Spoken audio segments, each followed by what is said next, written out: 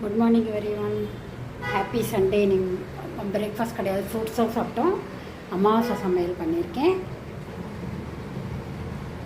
Rice, பச்சரிசி சாதம், வாழைக்காய் கறி, பரங்கிக்காயும் வெண்டைக்காயும் சாம்பார், அரைச்சோட்ட ரசம், தக்காளி ரசம். இதுதான் இன்னும் இன்றைக்கி ரெசிபிலாம் எப்படி பண்ணுறதுன்னு போட்டிருக்கேன். அதே மாதிரி பண்ணி பார்த்துட்டு கமெண்ட் பண்ணுங்கள், சப்ஸ்கிரைப் பண்ணுங்கள். தேங்க்யூ ஸோ மச் ஃபார் வாட்சிங்.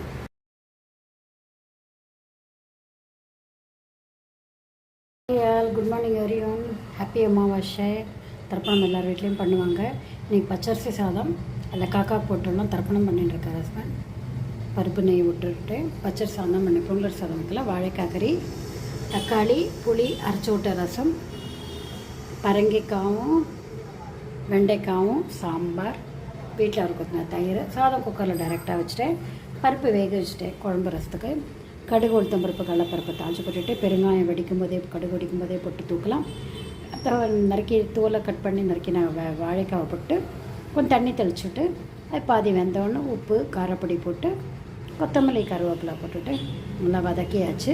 அப்புறம் மேலே கறிப்பொடி போட்டேன். காரப்பொடி போட்டேன் முதல்ல, அப்புறம் கறிப்பொடி கொஞ்சம் போட்டு வதக்கிட்டு கொத்தமல்லி, கருவேப்பிலை மேலே தூவிட்டேன். ரசத்துக்கு புளியுண்டு ஒரு பிஞ்சு புளியும் ஒரு தக்காளியும் அரைச்சி விட்டு மிளகு ஜீரகம் சேர்த்து போட்டு அரைச்சிட்டேன்.